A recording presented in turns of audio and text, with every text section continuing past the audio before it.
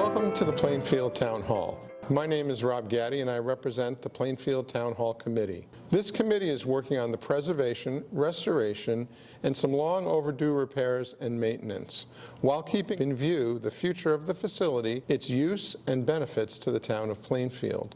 This hall has a very interesting and long history. The original building was built in 1798. It was built on Center of Town Road. It was moved to Route 12A by the cemetery. 1846, it was moved to its current location.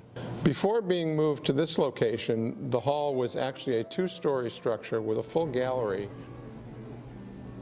The next big change came in 1916 when the stage was added to the hall, as well as some dressing rooms. One of the early phases of work is to replace all the ropes that make up the rigging that controls the Maxfield Parrish set, pieces, and lighting. These date back to 1916 and were designed specifically for this hall. When I first walked in and saw what was in here, the first would be a sense of awe and respect for what was here. And then a good firm level of intimidation, knowing that whatever work that I did in here was going to have to be conducted very safely, very slowly, because a lot of my work can be messy. A lot of it involves machinery getting pushed around on stage. My whole approach was going to have to be a modified version of how I do a lot of my work, because essentially you are working in more of a museum situation than in, say, a high school theater. Most of the scenery was not in a condition where it was even safe to raise or lower. They were rigged basically like you see when I came in, 3 lines like this, but the lines were extremely old, extremely frayed, a lot of dry rot. So I had to re-rig these while still keeping this piece flown.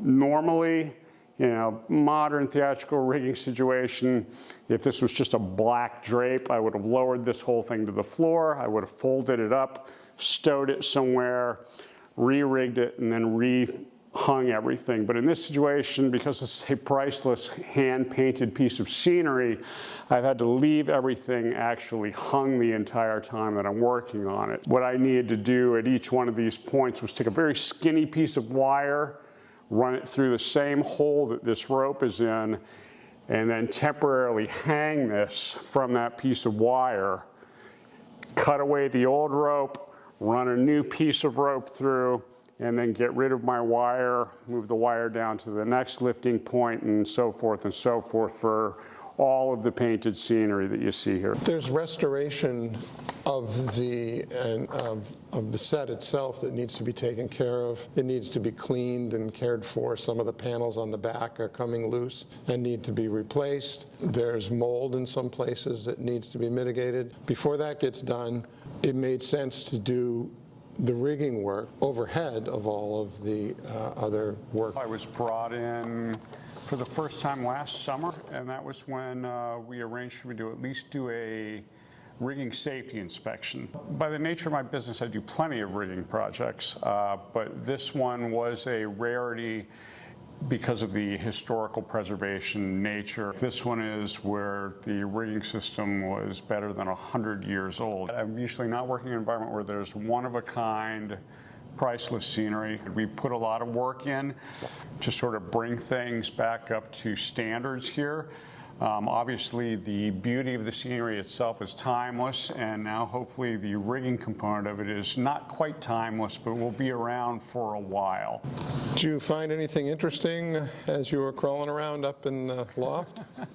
Mostly what I found was, you know, just the rigging equipment that's up there, which is all the old pulley blocks, all the old rope, all that sort of stuff that I had to clean up and prepare to refurbish. It's just great to always come across any kind of old tackle like that that you don't actually have to replace. Most of the overhead rigging here is accomplished via these loft blocks. There are 3 of these per lighting strip and 3 of them for each piece of flown scenery. And the work lines, the operating lines, are operated over there at the pin rail. They come across the top of these blocks like this and then drop down to whatever the flowing scenery is that's below them. Downstage, border coming in.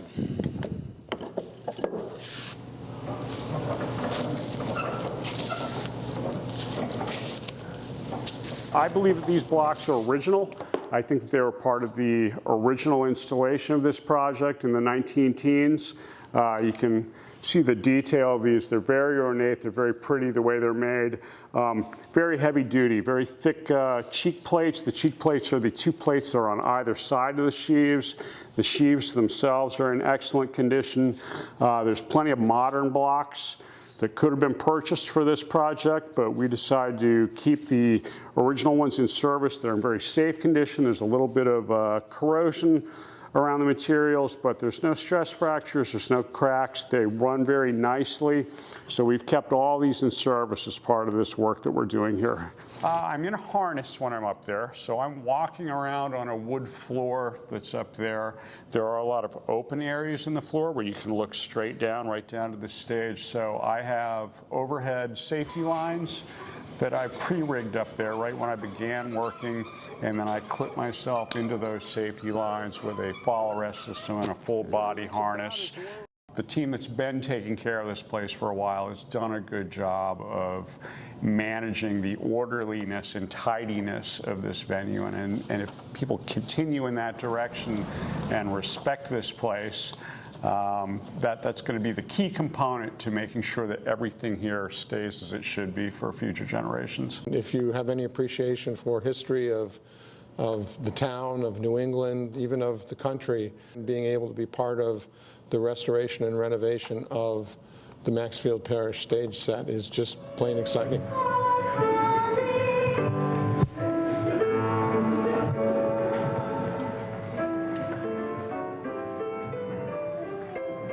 Having almost completed this phase, we will move next to decisions around the original 1916 lighting and what is the best way to respect this historic, really one-of-a-kind installation. Stay tuned for more information as other projects on both the town hall itself and the stage set continue rolling.